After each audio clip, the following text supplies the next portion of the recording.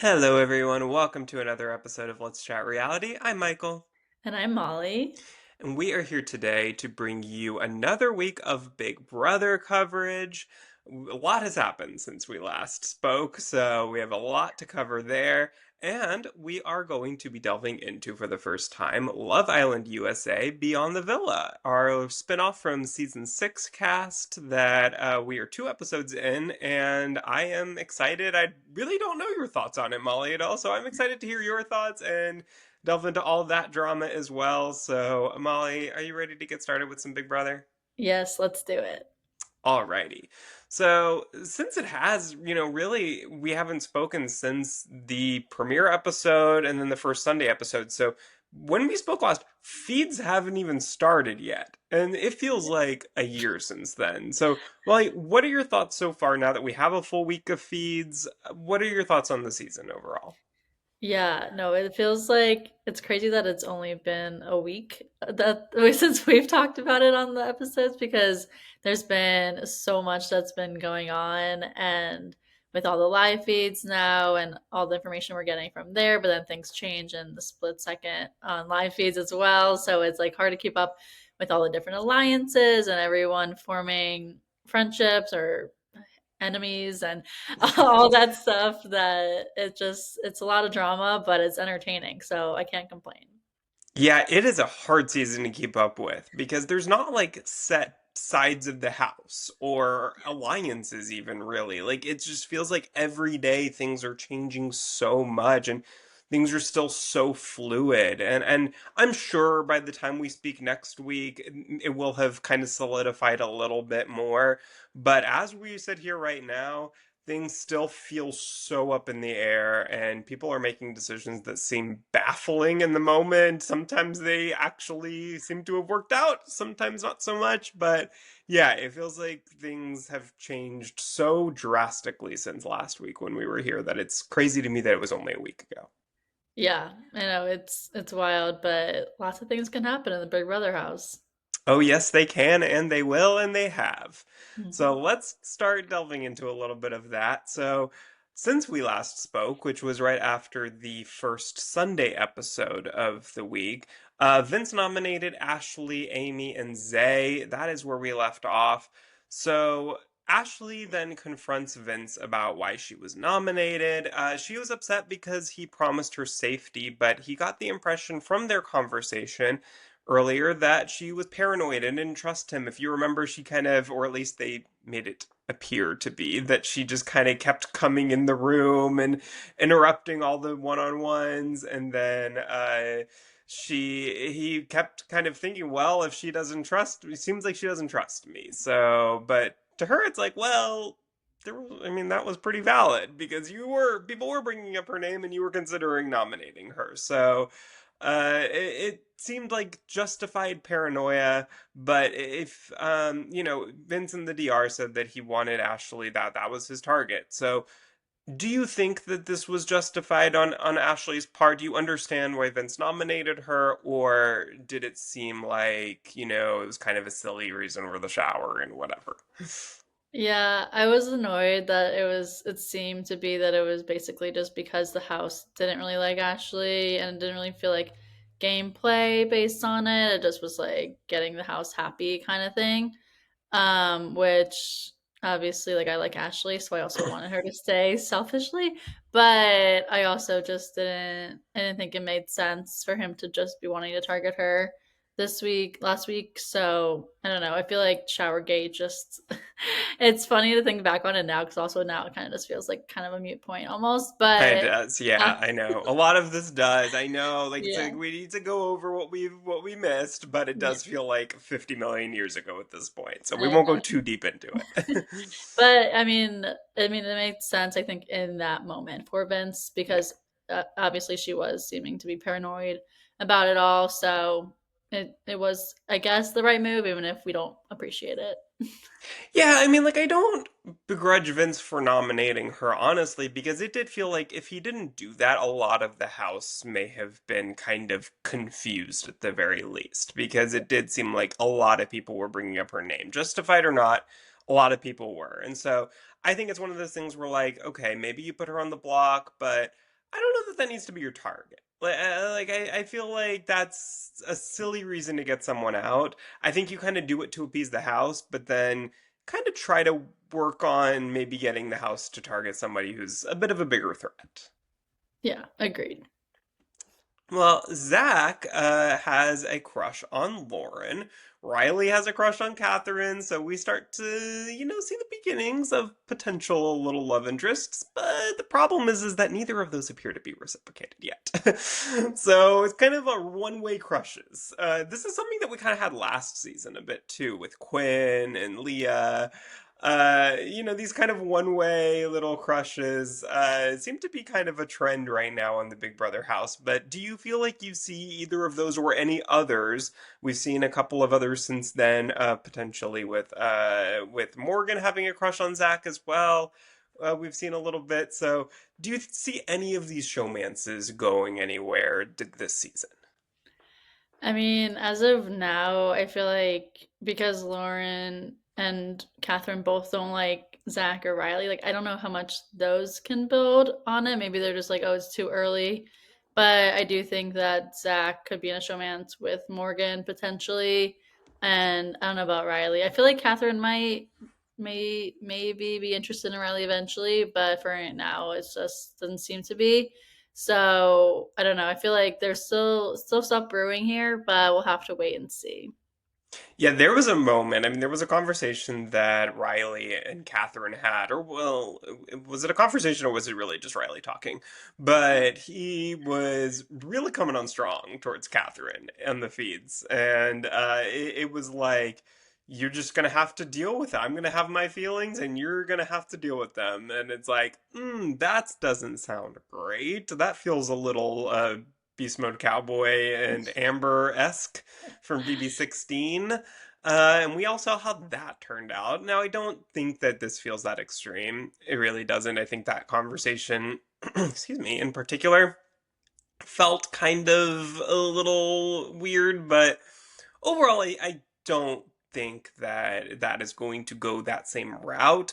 With Morgan and Zach, I think I see Lauren and Zach happening before I see Morgan and Zach because I think Morgan is really, really into Zach, but Zach is really into Lauren. And I don't necessarily feel that changing. Like, I don't see Zach changing directions as much as I potentially see Lauren after getting to know Zach a little bit more. I could see her falling into a bit of a showman's situation with Zach eventually, if they're both in the house long enough. Because I don't necessarily see that happening in the next few days, but I could see it in the next few weeks potentially.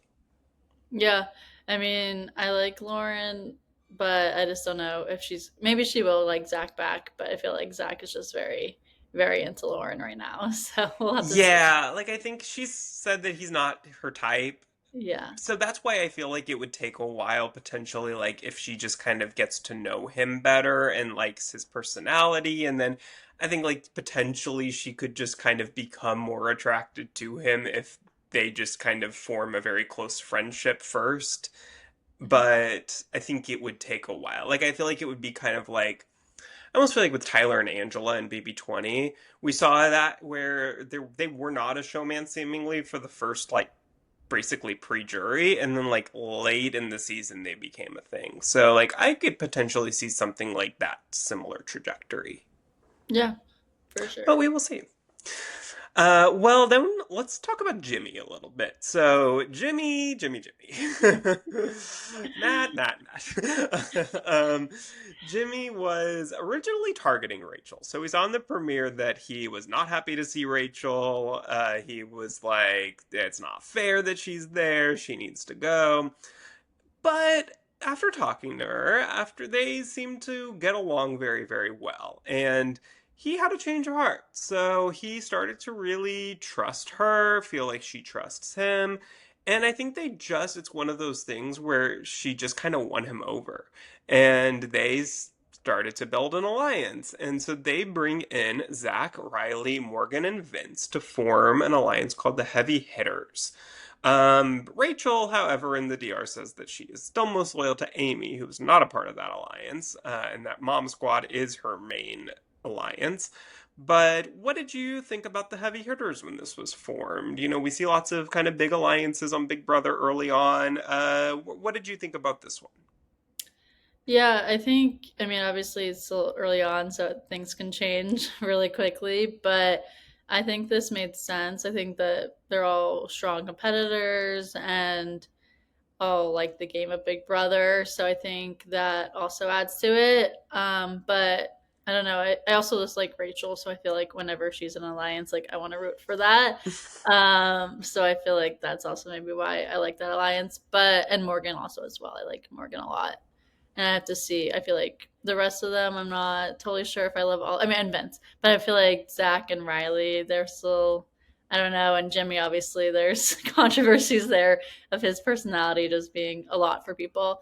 But I don't know. There's just, it's an interesting alliance for sure. Yeah, I am just happy to see Rachel in an alliance, honestly.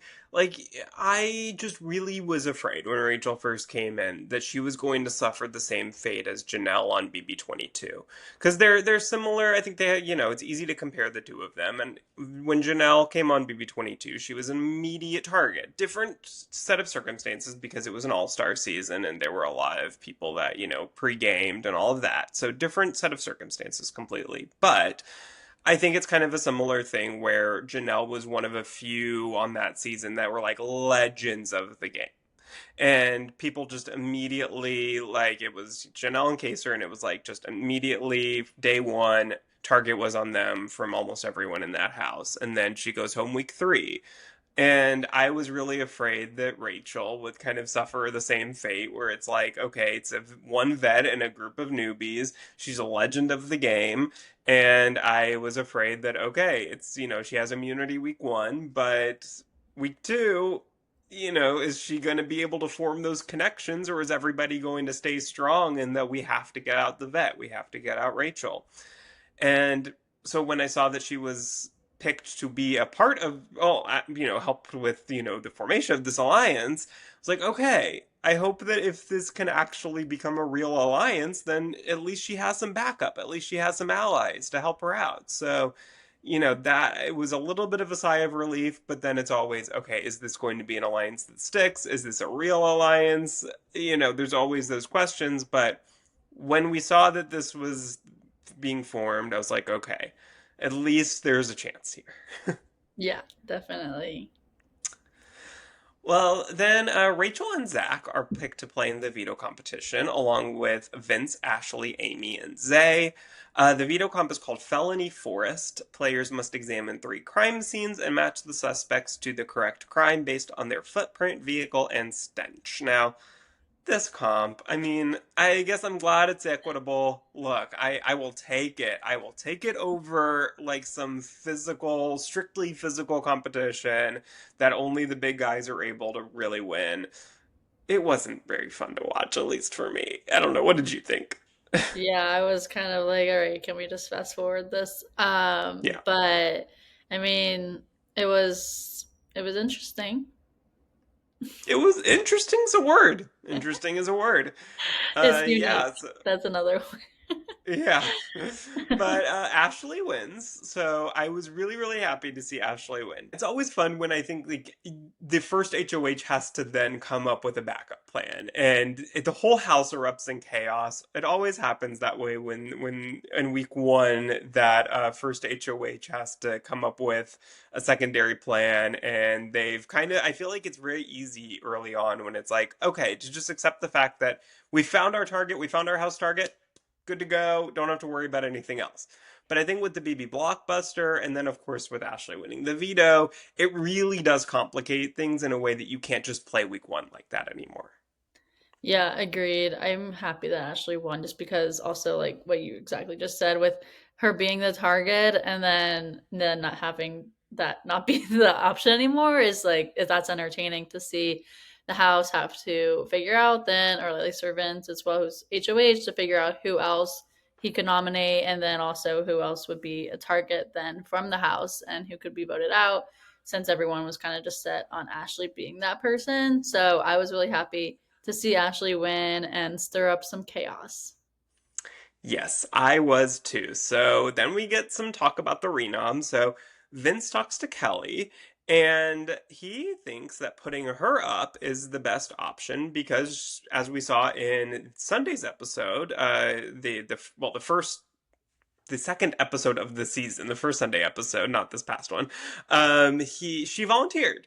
So she said that she's fine with going up. You know, she wants to play BB in a historic way. I don't remember the exact words that she used, but she basically wants to be Tucker.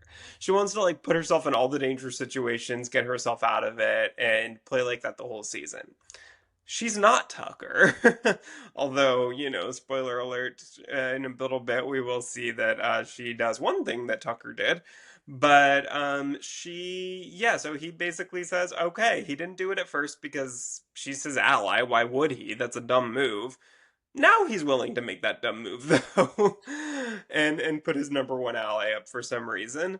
And she's fine with it. She has no problem with it at all. She's happy to do it. So, what did you think of this idea from both Vince and Kelly? I think it was wild all around. I mean, I think no one should be trying to put themselves up on the block, but in this situation here, I felt like, I mean, Vince didn't really have another option, it seemed like. And here he was like, well, this could work out in my favor, so I might as well risk it.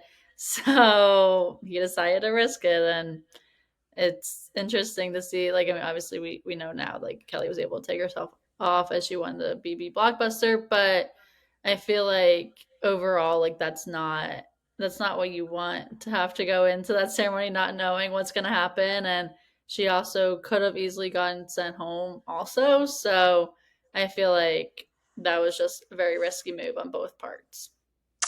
Very risky. Very, very risky. I think that Vince, you know, he says it's high risk, high reward. I'm not sure what the high reward is there exactly. It's high risk, that's for sure.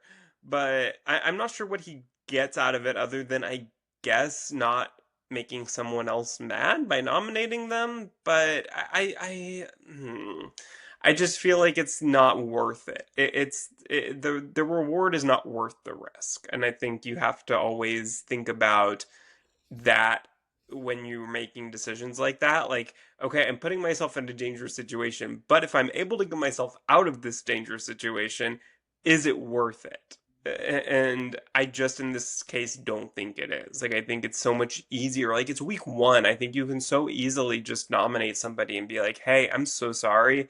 I just haven't had a chance to talk to you yet, really. Like, I just, you know, I have to put somebody else up. I didn't want to have to do that, but unfortunately, I'm in the position where Ashley, my target, won, and I have to do it. And it's, you know, it's only been a few days. Like, I'm really, really sorry. It's nothing against you. And I think that most people don't hold a grudge for being nominated in week one, just because it's a hard decision, and I think everybody kind of understands that the HOH isn't a hard decision that week.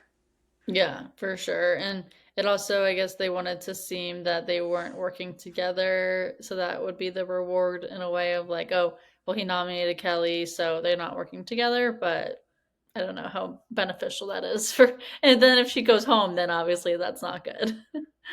Right, exactly. And I think, I mean, people know that they're working together. Like, I just, yeah, I don't think that that really changes anything. I think people just kind of see that anyways and are like confused by it because they know that they're close. So I don't know. It's a weird situation, but Kelly is a weird player. Yeah. So Jimmy wants Vince to put up Keanu.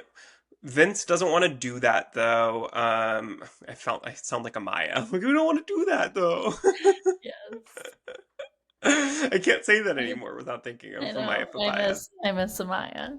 Oh, I know. Bring her back on my TVs immediately. Yes. Rachel warns Keanu about this, and he then goes to Vince and lets him know. So he tells Vince that he should put up Jimmy. So basically now it's just, you know, it's Jimmy and Keanu trying to get each other nominated here.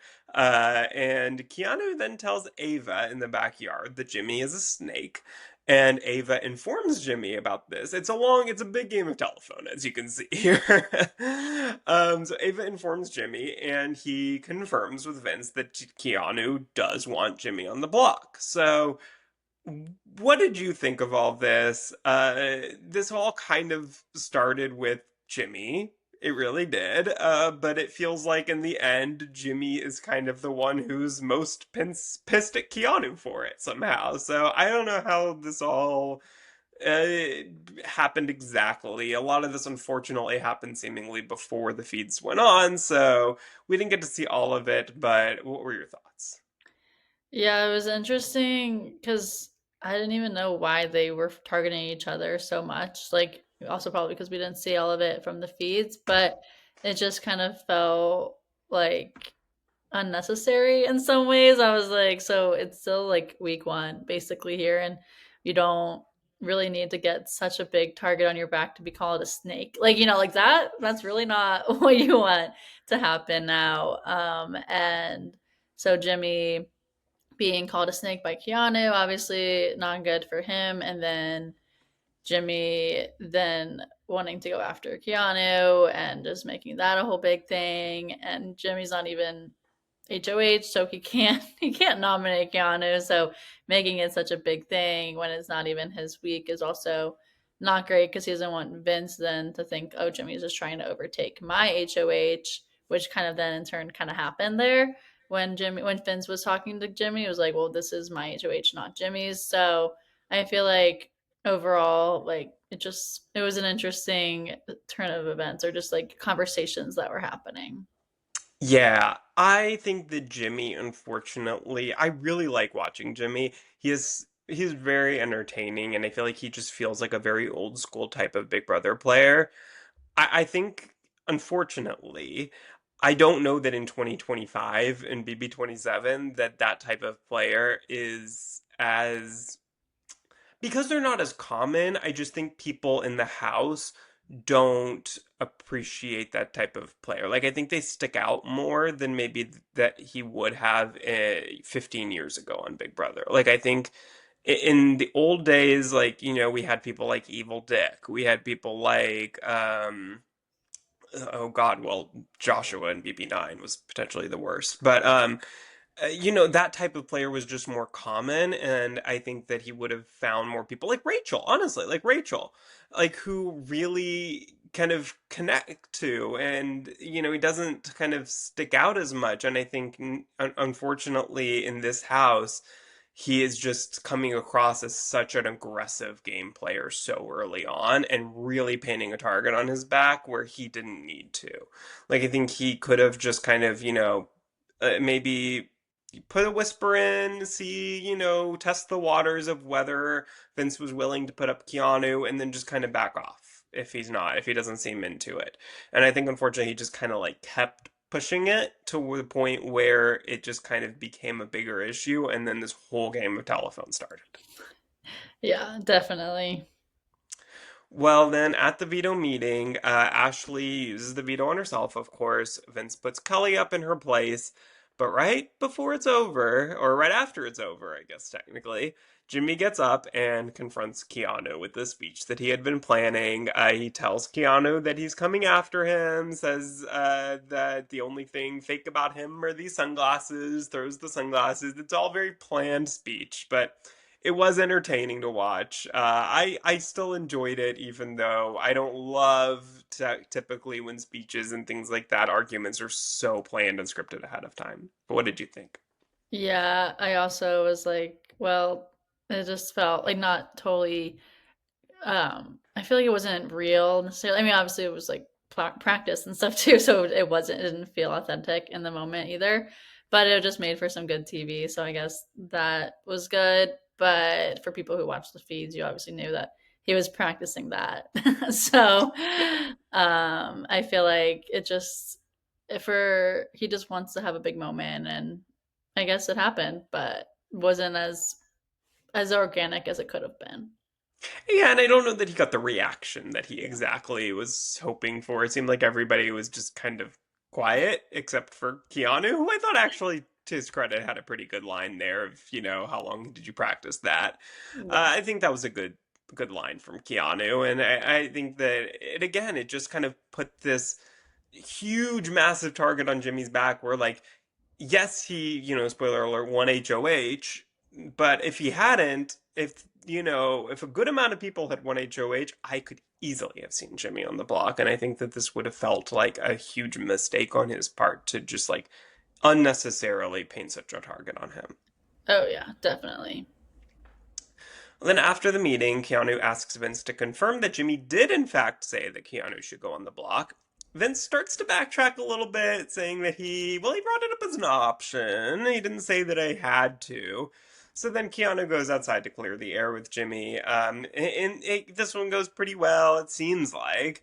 And they make up and hug. So I liked that Keanu's first thing was to go up to Vince to confirm. I thought that that was actually a very good move rather than because I feel like if he had just gone to Jimmy and it would have just been a he said situation. And so I think going to Vince first and seeing that Vince was kind of, backtracking a little bit, I think was Keanu's clue that, okay, maybe I was misunderstanding exactly what Jimmy did. Although I don't even know that that was true. Like, I actually felt like Keanu, or Vince, excuse me, really kind of did Jimmy a huge favor there because I mean, yeah, he didn't say that he had to put up, it's not his HOH, but like, he was pushing it. So, like, I think that Vince really could have held it to what he said and not had it come across as a lie or been like ever thought that it was a lie because, I mean, he really did do it.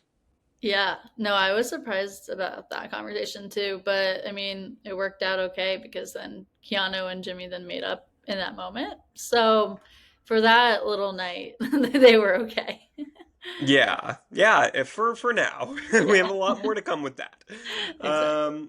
But then we start out Thursday's episode that Zay creates an all guys alliance in an attempt to save himself with Vince, Will, Zach, and Riley. They call themselves the Burger Boys, and they are all a piece of the burger. Molly, what piece of the burger would you be? I would probably want to be mustard just because I like mustard the Was most. anyone mustard? I don't know, but I'm making myself mustard. Okay, okay. Yeah, I and feel like there wasn't. Maybe lettuce also. I would be, maybe I'll be lettuce, but I mm, love veggies. I think I would be probably the onions because I just really like onions. Yeah. No specific reason in terms of like what the onion does with the burger that I think I would be that part of the alliance, but I just like onions. Yeah.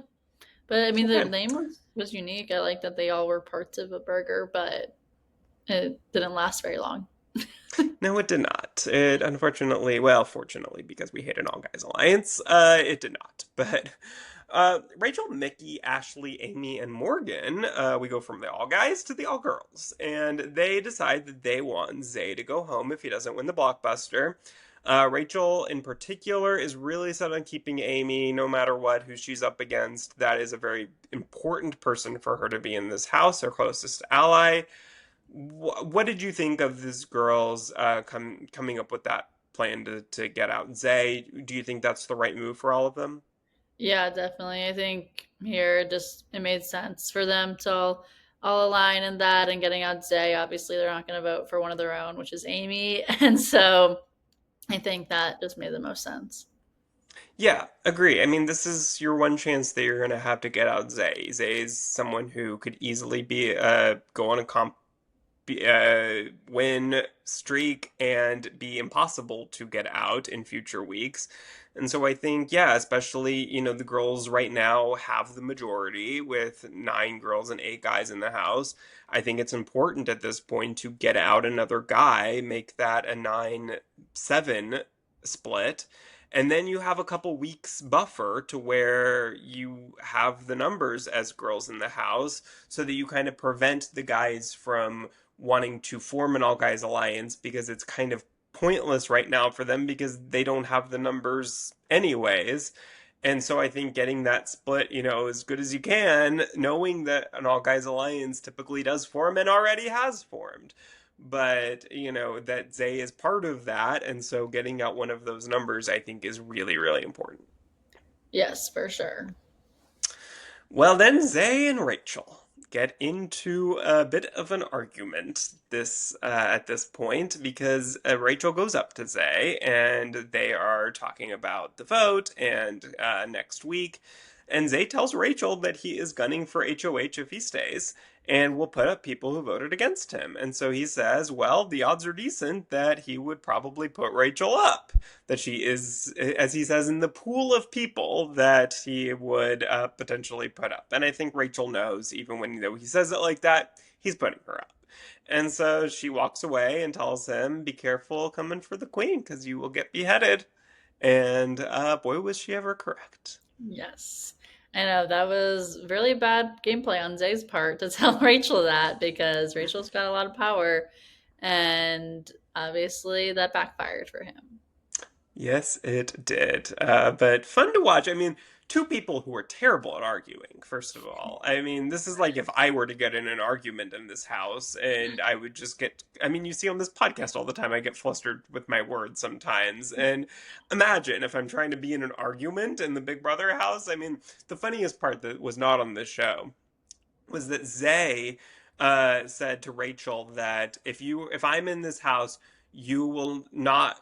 What was the exact words that he said? I don't remember, but he said you won't be win 2 seasons in a row, and then he was like, well, not in a row, but 2 seasons.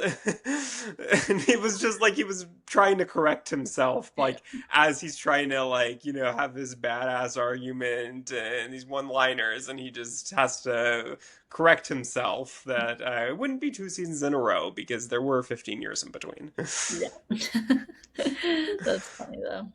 But the BB Blockbuster comp we get to now, and it is called Ransom Note. Zay, Kelly, and Amy must unscramble 4 words showing on the screens in the room. Once done correctly, they will form a phrase directing them to a specific item in the room. First person to grab that item and buzz in wins. What did you think of this comp? It was kind of similar to the one that we saw in BB26, where Chelsea, Cam, and I don't remember who the other person was competing, and none of them knew how it worked. And Tucker, I guess, was probably the other person. But they were all like completely lost, if you remember, and it took forever, and it Yeah. was it was funny to watch. But this time, our winner here, Kelly, got it very quickly. Yeah, I was impressed actually with how quickly she got it because I was watching that and I was also confused. I was like, what is this trying to say? But I mean, I guess it makes sense if like someone's good at word scrambles and they can do that pretty quickly when it's a live episode. So it makes sense, but I don't know how many more of these kind of word scrambles they should do because they're not always entertaining to watch also because then like you're trying to figure it out, but then you can't always see all the letters that they're showing Yeah. them. And so it's just not the easiest situation. But it worked out for Kelly here. Yeah, it's a hard thing to play along with. I think if they were all the words were in one screen, I think it would have been easier to play along because they could have just showed that one screen the whole time, and then we could more easily play along with them. But the fact that it's like on 3 different screens, like we don't have one view of all 3 screens really. And so it's hard to be able to play with them, and then you're just kind of watching 3 people stand around and look at a screen that you can't really see. So it's not the most fun to watch, but again, I will give it to Big Brother. These last 2 seasons, they have done so much better with the comps, with making them equitable. And look, we see here that, Ashley, a woman wins veto. Kelly, a woman wins the blockbuster comp. Like we're getting a bigger diversity of winners in these competitions versus BB25 in particular, where it was just Cam and Jared back to back to back for a while, and then what's his name, the winner of the season, Jag, Yeah. ends up killing all the competitions for the last half of the season because nobody else could win anything besides Matt every once in a while. So Yeah. it was just, no women were ever winning, and so I'm glad that at least they've made those changes. Yes, for sure. I'm happy to see that. Yes. Well, then we get to the eviction, and Zay is evicted in a 9-5 vote against Amy. Adrian, Keanu, Will, Zach, and Kelly were the only votes to evict Amy. Everyone else evicted Zay, and he's out of the house. Yeah. Well, I wasn't surprised about that because once Rachel got everyone to agree with her and wanting to vote out Zay, that it was pretty expected. I wasn't surprised to see the guys voting for Amy, but I was surprised about Kelly voting for Amy there and siding with the guys, with Hmm. I feel like with that, I mean Kelly was just recently just saved herself from getting evicted there too, but I felt like she could have sided with the girls and gone for his day there as well. So that was interesting just to see that she decided to go for a girl. Yeah, am sad to say that I wasn't surprised by that because I just think that's the type of player Kelly is, and that's one of my least favorite types of players on Big Brother, where it's just the girl who only wants to side with the guys and is the one who ruins the All Girls Alliance, who just goes back and tells the guys everything. And thankfully, the girls seem to know not to trust Kelly in this case, so I'm really glad about that because I think they could have easily been fooled by Kelly and would tell her information, try to get her in an all girls alliance, and then she just runs back and tells all the guys everything. So thankfully, it seems like they're not in that position where they're trusting the wrong person. But yeah, Kelly is just the type of person who I think she wants to be the last girl standing. She wants to be the only girl in the house. She only wants to work with guys because she probably feels like they're easier to work with and less emotional and all that stuff. Like I could just, I don't know that she said any of that word for word, but like we saw her in Sunday's episode say, I thought we were the guys and Kelly. Like I mean it's like she knows she doesn't want to work with any girls, and it's not fun to watch. Yeah, I don't think so either. Well, after the vote, all the guys are scrambling to determine who flipped and voted Zay out. It was Riley in the end. We know that Riley voted with the rest of the girls and voted out Zay. But Keanu, who has very wrong reads this season, all this season, Keanu is really, really bad at sussing out the truth. And he thinks it was Will that flipped. So they get into a bit of an argument because Keanu really does not believe that Will voted out Amy. And yeah, it was fun to watch the guys scramble for once. It was very satisfying. Yeah, for sure. I mean, at this point, I don't know how much it really mattered, though. I mean, it does matter, obviously, for like who you can trust, but Yeah. for the amount that Keanu wanted to blame Will for it, like I don't think that made sense. Yeah, I mean, like it does matter because, yeah, like you said, it matters to know who you can trust and who you can't trust to vote your way. I mean, I think back to BB20 where Falte was trusting JC and it kept being like every vote was by one vote made the difference, and it was always JC that flipped and voted with the level 6, and the other alliance Falte didn't know that he was the one that flipped, and so Fessy famously was always asking who after every vote who flipped, and they could never guess it because they trusted JC. And so I think it is important to suss that out early on and figure out who that person is so that you don't trust them, you don't count on their vote, and you don't tell them information. But Keanu is unfortunately far off the scent. Yeah.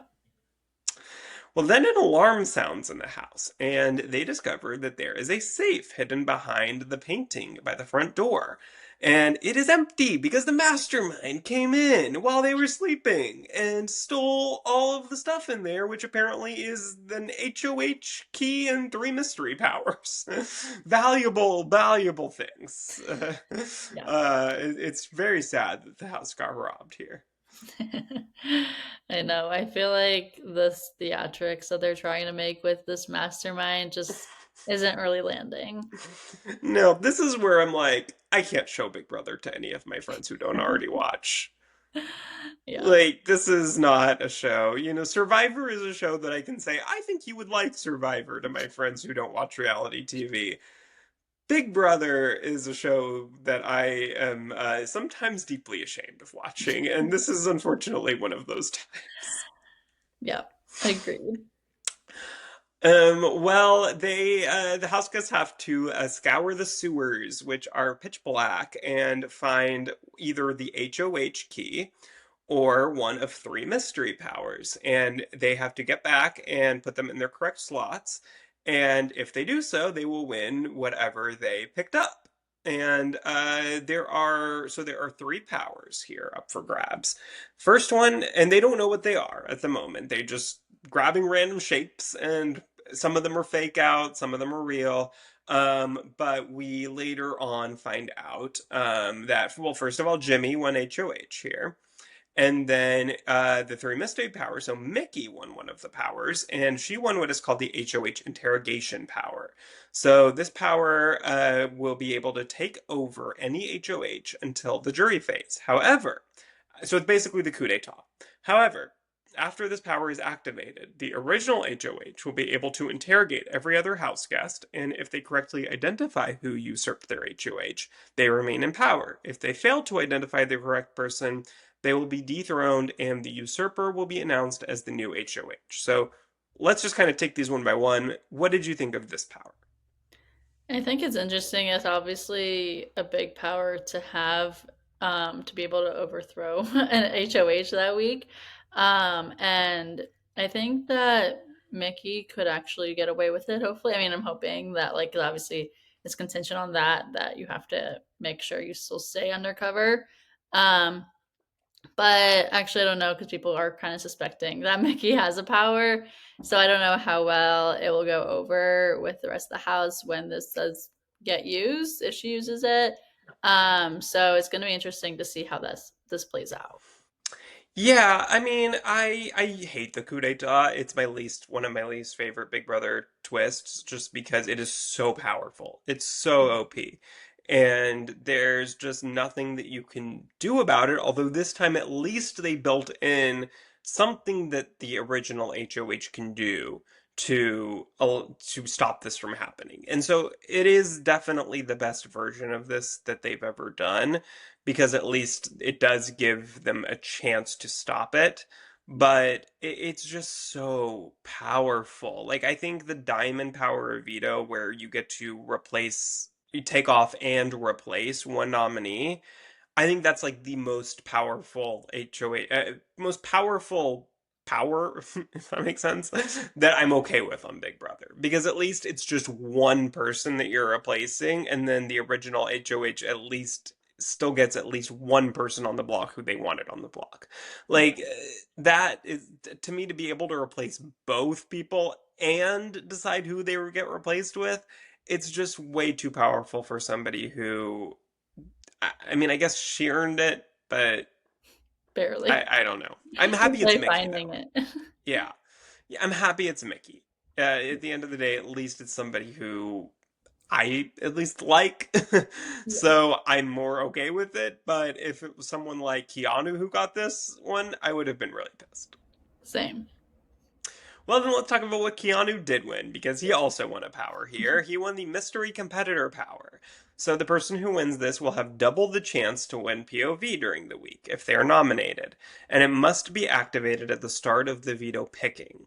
So when this power is activated, a former house guest, which we now know was BB20's Casey Clark, will enter the house and take up one of the two randomly selected veto spots. If the former house guest wins, they will earn the POV on behalf of the player who activated the power. So, what did you think of this one? This one I think is a good power to have just because then you have a better chance at getting yourself off the block and it's not too powerful because then like at least like everyone is still playing in a veto but you just have an extra person for you. So and obviously like a strong competitor is a good incentive there too to have someone playing for you. So I think this was a good power and not too powerful. Yeah, I actually love this. And I would honestly be okay with them doing it every week for this season, because it's the 25th anniversary of Big Brother, which, I mean, it's weird because it's season 27, but it is the 25th anniversary technically. And I think that's a fun way to bring in former house guests. And, I think allowing somebody to potentially win this every week. Maybe there's like things hidden around the house, or I don't know, kind of like looking for an immunity idol type of thing. And if somebody finds it before the veto picking, then they win this power. Yeah, I like it. I think that it's kind of perfectly evenly powered. Yes, agreed. And then Kelly won the last power here. She won the mystery veto power. So the person who wins this will be able to invoke a second power veto competition exclusively for themselves at the end of the veto ceremony, giving them the sole opportunity to ensure a second veto for the week. They have until jury to use this power. What did you think of this one? This was an interesting one, and Kelly didn't seem like she even understood it entirely either. No, she did Uh, not. but I don't know. I feel like with that, it gives you more advantage into getting yourself off of the block, which is a good power to have, obviously, but also not always fair for the rest of the house as well. Yeah, and again, I like this one too. I what I don't like though is I think it should have just been one or the other. Like I don't think we need two power veto related advantages here. Um, or at least like I don't know, maybe do one of them now and then in a few weeks uh, activate the other one. Give I don't know. I just think it's weird to have two very similar twists, and maybe they didn't think that both would be likely to be used in the same week, but they were. So it's just kind of a crazy week for Jimmy to be HOH and have to deal with both of these being activated. And then, of course, remember Zach also has a POV related power that gives him like this pocket veto. So if he had nominated Zach, imagine that there would be three extra vetoes used potentially this week, and that would have been just wild. I mean, that would have been like advantage getting on Survivor Game Changers that sent Suri home. But yeah, individually I don't have a problem with this one or the other. So. Yeah, I agree. Well, Jimmy, while they were still in the competition, Jimmy helps Kelly get her power. He's just kind of like sitting there by the end when he got his HOH because he got his first, and then he just kind of sat there and could watch as Kelly brings back hers. And I thought that was weird. I thought they should have like forced Jimmy to like go back in the house or something. I don't know. Like once you get your advantage, once you put it in successfully, like I don't think you should be allowed to just like sit there and watch. I mean, like you couldn't really see anything, but like he could tell that somebody was there and he knew it was Kelly because she was talking and made it known that it was her. Yeah. So I don't know. Yeah, definitely gave Jimmy the advantage there just to know who got that power. But I mean, yeah, they probably should have just told him leave, leave and don't Yeah. sit there. Yeah. That seemed like that would have made sense. But one of my favorite things though in this competition, I love, first of all, we haven't talked about her at all because she doesn't really have any effect on this week, but I love Ava Pearl. Ava Yes, Pearl is one of my favorite characters on Big Brother in a very long time. I love Ava. She's great. But she in this competition just like sat down. She was like, I give up. And honestly, me. Yeah, Same. she's just herself. Yeah, she is incredible. Her little like one-liners, her outfits, everything. I'm obsessed with Ava, and I think that she is an icon that we will talk about on the show for years to come, and I hope she makes it very, very far on this season. But back to our regular scheduled program here. Kelly and Keanu tell each other about their respective powers. Kelly also tells Jimmy that she told Keanu about hers because obviously Jimmy knows about hers. So she tells him that Keanu also knows, but doesn't tell him that she knows that he has one. So she's keeping that a secret from him. Mickey tells Morgan about her power since they are both a part of the Triple Threat Alliance with Jimmy. And Zach believes that Keanu has a power because he tried to help him get one and thinks that he wouldn't have done that if Keanu didn't already have one for himself. So it seems like these powers are not exactly very secret. Everybody has told at least one person about them. If you were to get an advantage, do you think it's smart to keep it to yourself fully, or would you want to tell like at least your closest ally or two? I think I would tell my closest ally, and I think in the situation too, when you're all in the same room where it's kind of obvious, like you can hear chatter and you can have someone helping you, like with Zach and Keanu, that I think it just kind of happened that people kind of had a sense of who was getting these powers. So then if you lie, then it's going to look worse because then they're going to know you had it and then you don't trust them because you're not telling them the truth. Yeah, exactly. I think it's smart. I think I would tell one person. I think you just need one person who can help you out with, keeping everybody else off the scent. You want somebody who you fully trust, though. Like, I think it's hard. In week two, winning a power like this, I think it's hard because you don't exactly know for sure who you can trust enough. So I don't know if I think it just kind of it's very situational, but I think it's good if you do trust somebody enough to where you think like, okay, they are not going to use this against me later on. I think it is smart to tell one person. Like Mickey told Morgan, I think that was perfect. You just tell one person who you are in a close alliance with and who you trust to give that information to. It builds a new level of trust, like you said, and then hopefully that person can kind of help you out and making sure that you can bounce ideas off of them of when to use the power. It gives you somebody who, like, I think if you keep something in like that, a big secret just to yourself, I think it's easy to just like explode at a certain point. So I think it's nice to have somebody who it's like, okay, no secrets with you, like, here's everything I'm thinking, can you make sure that I'm not going crazy and making the wrong decision here. Yeah, definitely.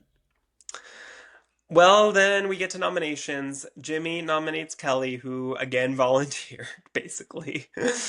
Keanu, he nominates, and that is his target for the week. And then Adrian, he nominates as a pawn. And then he has another speech for Keanu. Keanu just pretends to fall asleep. And yeah, these two.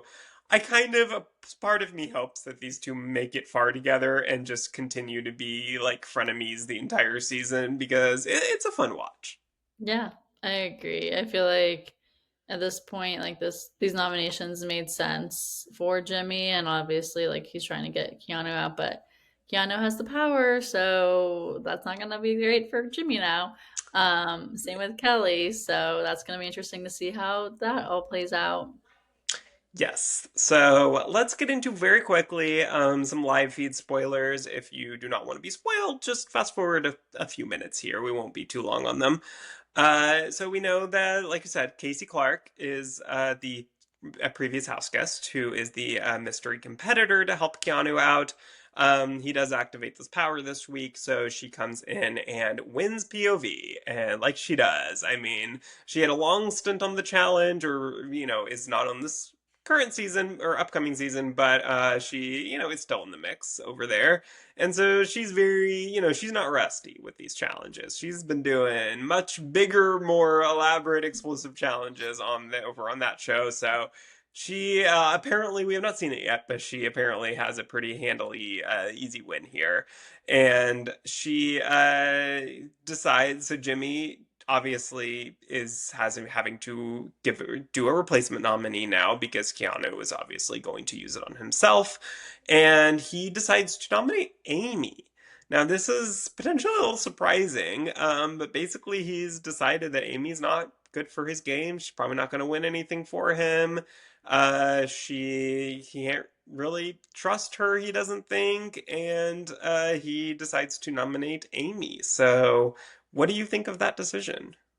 Yeah, I was surprised about that to see that. Obviously, we haven't seen it out in the public yet. We've seen it in live feeds, but when that comes out on TV, it'll be interesting to see any like reasonings behind more so like in his DRs of why he's wanting to get Amy out. But I mean, because right now I feel like it doesn't really make sense that if he just doesn't trust her, that kind of stuff. Like obviously, yeah, that's a good reason, but they seem to be kind of close from the beginning. Like when they first met, like they instantly connected. So it's just interesting to see that Jimmy is now wanting to target Amy.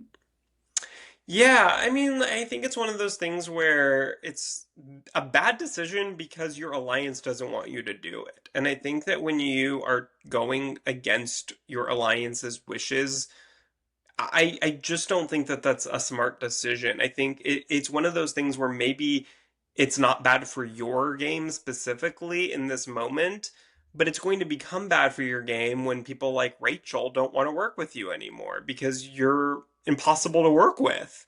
Like you don't listen to anything, any input from your alliance, and it feels like people like Rachel and Ashley were not happy with this decision. So it's like, why are you doing it? Like, why go against your line? There's other people like Riley who you could have so easily put up and not made anyone upset, not made any waves really. And your alliance would still be happy to work with you and you wouldn't have caused any problems. But I think like it's hard when you're just telling Rachel like, "Yep, I'm doing this. Suck it up, Buttercup." Like, not even like I think it would have been different if you'd come to Rachel and said, "Hey, I'm considering putting up Amy for these reasons. I know you're close with her.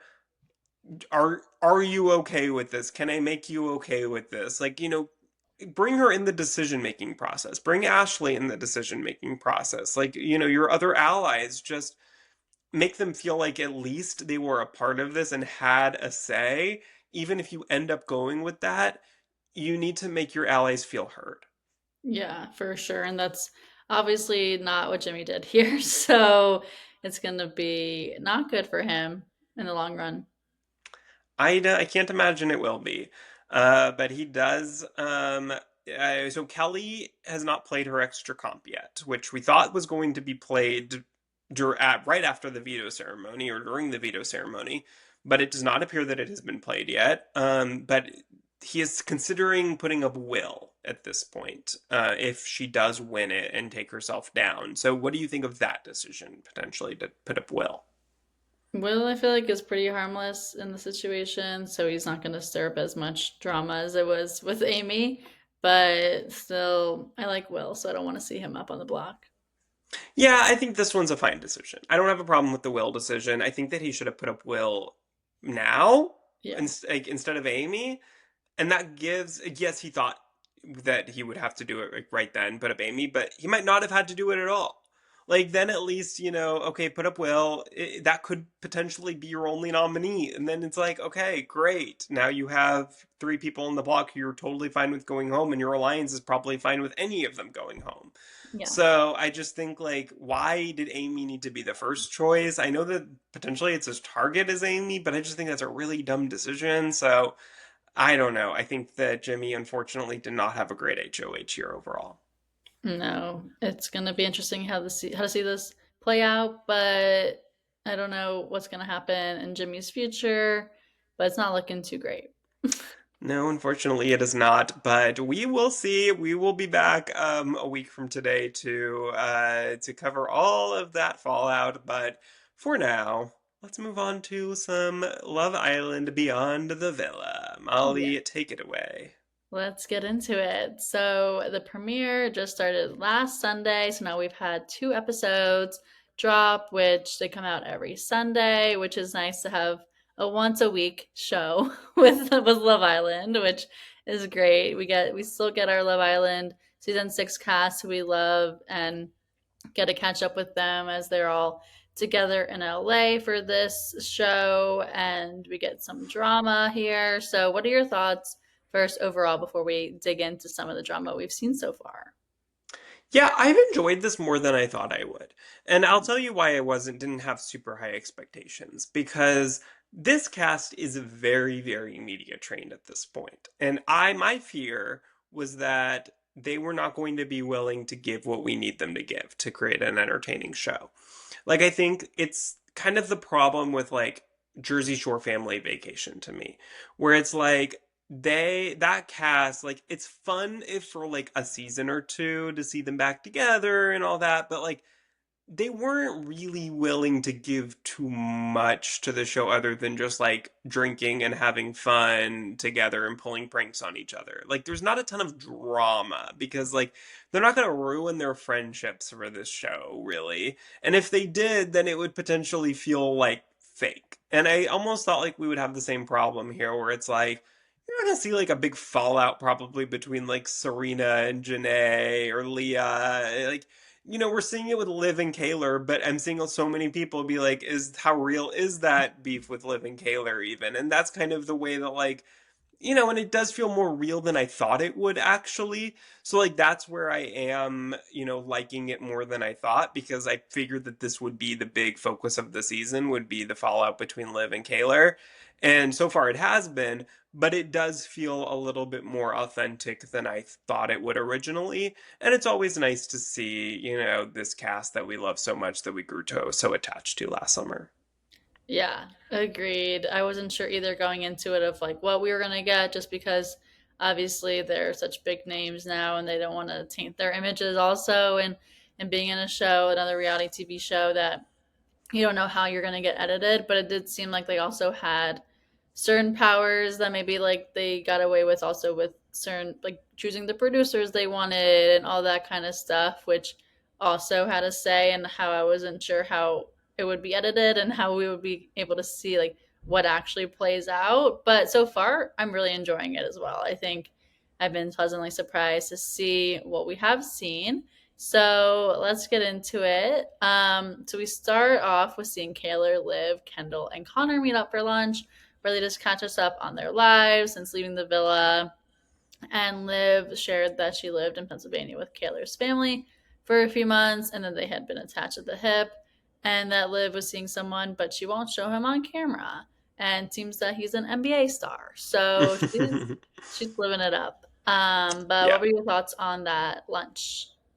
Yeah, I mean that's the problem that I thought we were gonna have is that Yeah. like Liv's not willing to share her boyfriend. That Kaylor, we saw a picture of her guy, but he's not on the show either. And like it's all these people. Connor is dating someone who she won't name, so it's like, okay, like this could have been But an now we email. know. Yeah, we know now. No, we do know now. But like I don't think she's gonna be on the show, or like No. she's at least hasn't been on yet. So yeah, I think that's kind of the problem that I thought we were going to have. And so when we first, get this first scene, it's like, okay, cool, it's nice to catch up with them, but like, so we're not going to see anything that is actually going on in your lives. Like that's, not great. But no, it was nice. I didn't know that Liv and Kaylor lived together for months in Pennsylvania. I actually didn't know that. So I mean, it was nice to see. Like, look, like these friendships are real, and that is the one nice thing about this is that I do fully believe that these people are connected on and off camera. And that's not the case a lot of the time with like housewives and shows like that. It's like very clear that they only hang out when they're on camera. So it is nice to see a group of people on this show that very clearly are very attached together, very close, and have this connection of obviously, having all met on Love Island a year ago. And it's nice to see, them continuing their friendships now. Yeah, definitely. And speaking of the friendships, we also get to see Janae, Kenny, Leah, Miguel, and Serena all hang out by the pool. And they say that they're all still best friends. And they FaceTime in Cordell because he was currently doing some other opportunities. So they're all still very close, which is also great to see that. And also all strong couples as well. So that's been also positive that these couples actually have lasted. We will see if the same can be said for the season 7 cast in a year. I don't know how that's going to be, but we'll see. I don't Um, know. I don't know. yeah, but then they all go to the Love Island party the following night, so they're kind of preemptively talking about who they're going to see. And we know that Janae and Connor didn't have that great of a relationship, so she's nervous about seeing Connor. And then also Kaylor not looking forward to seeing Aaron because they hadn't talked or seen each other since the reunion. So a lot had happened in between then, and so just going to be some meetings that they hadn't expected that they're going to have to see each other in this. So it was Yeah. kind of just what's going to happen. We'll see at the party. Yeah. It reminded me a lot of, do you remember after season 1 of Love is Blind, they did that like a year later Oh, party thing Yeah. where like the whole cast got together at a big party. It really reminded me of that, where it was kind of this very similar vibe of like, oh, it hasn't, I haven't seen so and so in a year since the show, and we're all going to come together at this party. Very similar vibe to that. But so that's fun. Like I was really once we kind of got like, oh, I forgot about Connor and Janae's whole thing, so I was like, oh, okay, I'm excited to see that, and then of course Kaylor and Aaron. So at this moment I was like, okay, like I'm looking forward to the end of the episode here to see what's going to happen. Yes, for sure. And then we hear some updates with Aaron. We see Aaron and Connor meet up, and Aaron says he went off the grid for a while after leaving the villa because of all the hate that he was getting online, which was sad for him, honestly. Like seeing him like share that, it felt kind of. I mean, obviously we know why we hated Aaron, but like he didn't deserve that amount of hate that he felt like he couldn't even be online. But then Connor, being his bro, just trying to convince him to get a place in Venice and also trying to get him just to talk to girls, which Aaron's like, I don't want to. But then also we learn about Connor having a girlfriend, but he won't say her name. But now we know that it's Carmen from Love Island season 5. So it's nice to see that they're a couple in the Love Island family, even though they're not on the same season. Yeah, that was shocking when they went public. I was not expecting that. And so that was cool to see. But yeah, I don't know that we're going to see her on the show this season. But no, I mean, look, I'm sad for anyone who's getting death threats or like an insane amount of hate online that goes on one of these shows. I mean, look, we're seeing it with some of the season 7 cast right now. It feels like there's very extreme sides between like Team Huda and Team Melandria and right now, and there are people going at it online over them, and it's a really, really toxic place right now, the Love Island universe online. So I can absolutely understand why Aaron would want to, get away, go away for a while. Now, I'm certainly not defending anything Aaron did on season 6 of Love Island because I think absolutely he deserved to get some criticism for it. But it's like, it's been months now, like at this point when filming happened. It's like, if anyone is still sending Aaron hate online for that, like, please go touch grass.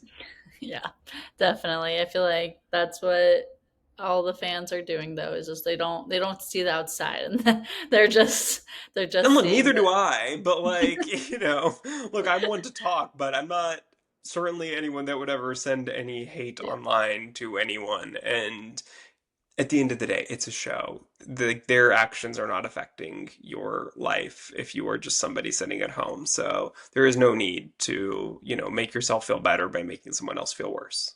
Exactly. And Kaylor has moved on. As we know now, she has a boyfriend, which in the show she's talking about some fling with a boy, but not her boyfriend who we know now who she has because she's also her launched someone else. Yes. So it's interesting to see that now, like real time. We know what her updates are, but we're not seeing that in the show.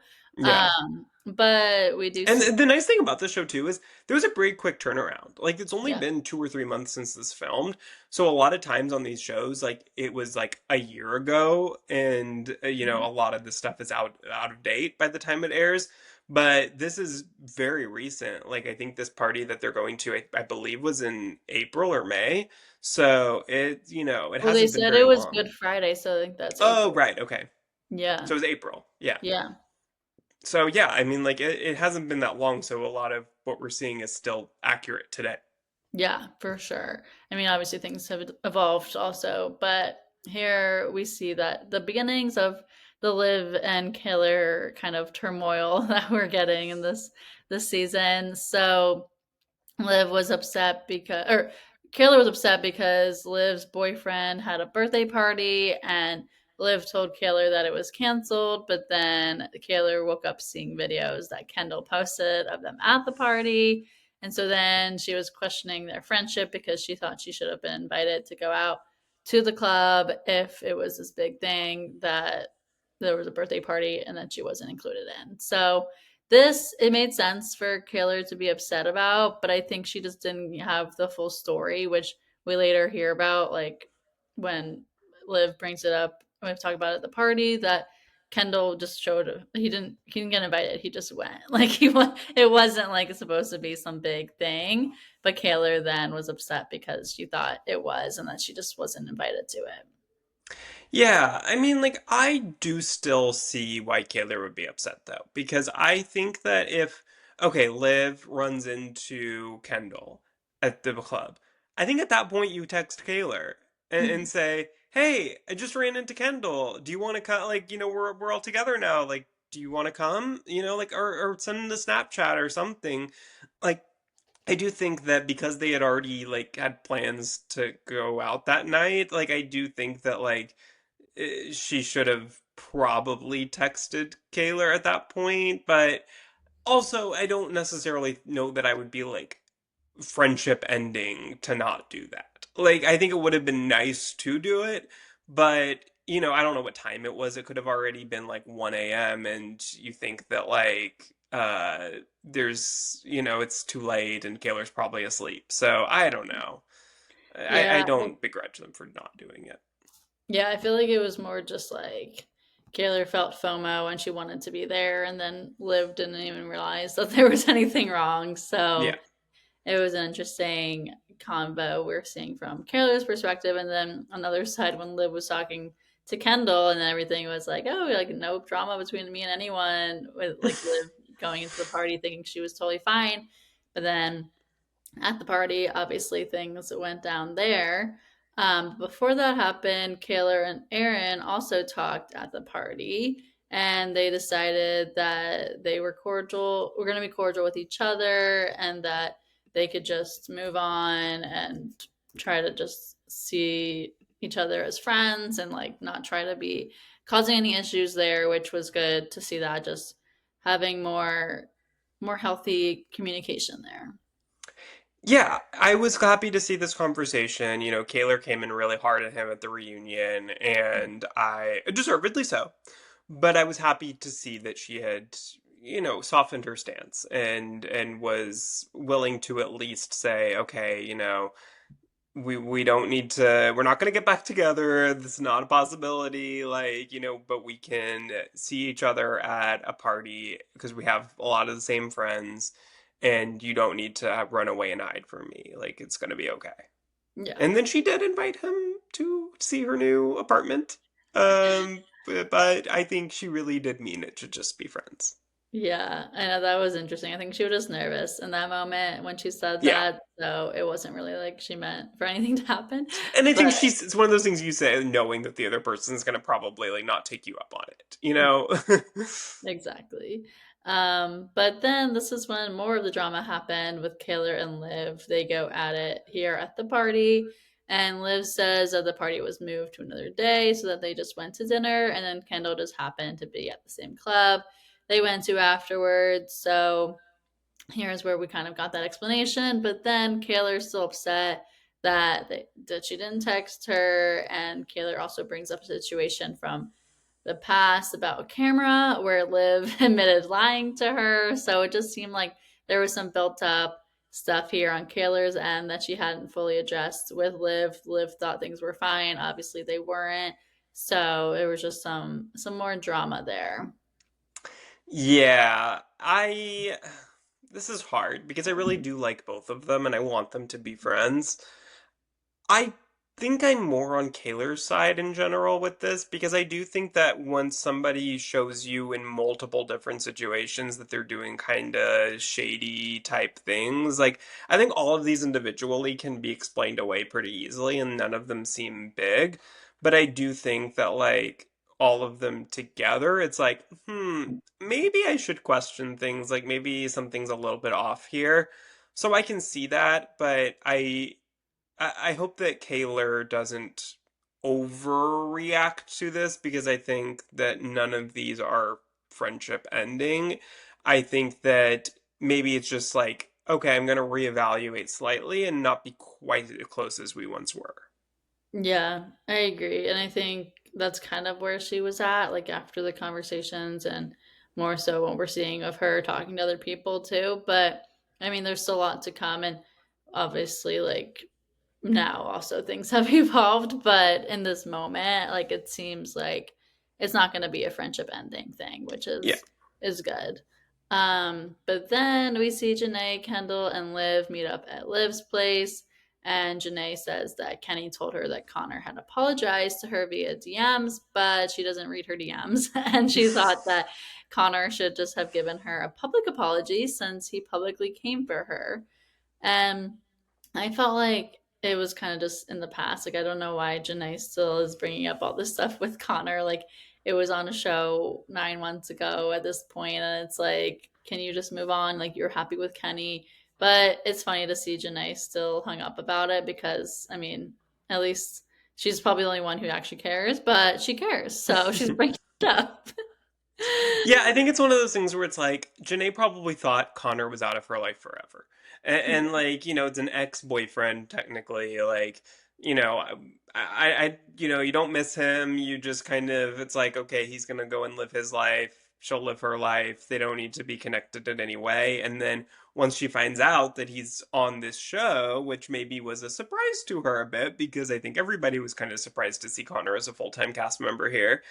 It was like, oh, I don't want to see him. Like, I don't want anything to do with him. Like, yeah, I'll do the show, but like, I want it to be authentic, and he's not someone who's authentically in my life. And so I think that she's kind of coming up with reasons probably that are like not anything that she thinks about every day, but it's Yeah. like, okay, they're asking her to explain why she doesn't want anything to do with Connor. And so it's like, well, he talked about all this stuff about me on podcasts after the show ended, and I don't really, he hasn't apologized, and she thought he hadn't apologized, which I guess he did, but it's like, okay, you're gonna go into my DM requests and like apologize to me there. Like, you could have figured out a way to get my phone number, I'm sure, or Yeah. like you could have gone on another podcast and said, hey, I was in my feelings, said some things. I apologize to Janae. I don't, I, I hope we can be cordial in the future, type of thing. And so, yes, it seems silly for her to still be like actually upset this much after this much time, but I don't know that she actually is. I think it's probably more so like these two are forced to now be together, and she, at least on her end, never wanted to really see him again. Yeah, no, for sure. And I mean, is making Connor more relevant in this circle right now. So at That's least true. there's that. When you Um, try to ice someone out, it always makes them more relevant. yeah. And then Kaylor meets up with Leah and Serena, and she tells them that she's been seeing Caleb, who is part of the Montana Boys, and they had a porta potty makeout. And that she's not interested in pursuing anything with Aaron anymore. But even though she did ask him if he wanted to come over and see her place, that was just a friendly gesture. So it seems like she has moved on, trying to have a hot girl summer. But I mean, now we know she has a boyfriend. But it's fun to see her at least getting out there and talking to other people and living her life. Yes, I'm happy to see Kaylor seemingly very happy with the new guy, and this is obviously very early on at this point. But he seems cute, and I support it. Is it the same? She's the same guy she's still with, right? Or No, it's no? not Caleb. Oh, His it's name is, not. yeah, his name's like Jalen. Oh, okay. I was actually just looking at it because I was stalking Is she Caleb with and Jalen Liv. from the season of Love Island? No, a different No, I know, I'm Jalen. kidding. Um, let's see what his name Okay, is. well, no, I'm happy that she is with somebody, even if it's not this Yeah, Montana boy. yeah, because she posted him on her Yeah, Instagram. no, I can picture him. I just couldn't remember the picture Oh, that his we name is saw of Torin. Torin. Okay, I know that, and it was an Torin. N. That's So yeah, right. Okay, that sounds right. Torin. Okay. He only has 12,000 followers, so I don't know how they met. Um, but maybe they have some mutuals. Um, Well, so it's basically community service work she's yeah, doing. it's community service. It's very He's a nice of her. normal guy. Yeah. Um, but no, I mean, happy for Kaylor though. She seems happy with Torin, even though in this conversation she's talking about someone else. But then we also had Connor's birthday party, which happens to be around the same time, which is funny. But then Kaylor talks to Connor, and Liv talks to Kaylor's best friend, Kaylee, who came with Kaylor to the party. and they both don't talk to each other though. Kaylor and Liv don't talk, but they're talking about the story of their drama and all that's going on. And so it kind of seemed like they just were not in a good place to talk to each other here. So they didn't talk about their drama. But the next day, Liv and Janae tricked Kaylor into thinking that it's only going to be Kaylor meeting Janae for lunch, but Liv was there too. So they all three are together, and Janae is the mediator there and trying to get Kaylor and Liv to talk to one another and express their feelings. And seems like they kind of aired it out somewhat. We have a to be continued though, so we'll have to see. And we also obviously have a lot more to go throughout the season for seeing how this evolves. But I was looking, as I was saying, on Kayla's Instagram today, and she does follow Liv. So, and Liv follows Kaylor. So I'm hoping that Okay. we get some resolution soon. But at least right now we are getting some real drama happening with their friendship. Yeah, and like they, in promoting the show, they had done some interviews and were asked like where they are today, and it seems like they are not best friends, but it seems like they are in a decent place, like in a better place than they were at this point that we're watching right now. So I do think that's good. Like if this gets a second season, I could see them, really like having a conversation early on, really hashing things out, and like fully moving on, and maybe not getting back to the place where like they were when they were living together, but getting back to a decent place where like they can actually have fun together. And I Yeah, hope they can. definitely. But I mean, I'm enjoying it so far, and I love seeing this cast on our screens again. Yeah. So if you haven't started watching Beyond the Villa, I would recommend it. And I don't know how many episodes we're gonna get of it, but I think every 10. 10, yeah, I that think sounds so. right. Yeah. Yeah, so we'll still be covering that as we go through more of Big Brother. But thanks so much for listening, everyone, and make sure you're subscribed wherever you get your podcasts and follow us on social media at Let's Chat Reality. And we'll chat with y'all again next week. Bye everyone.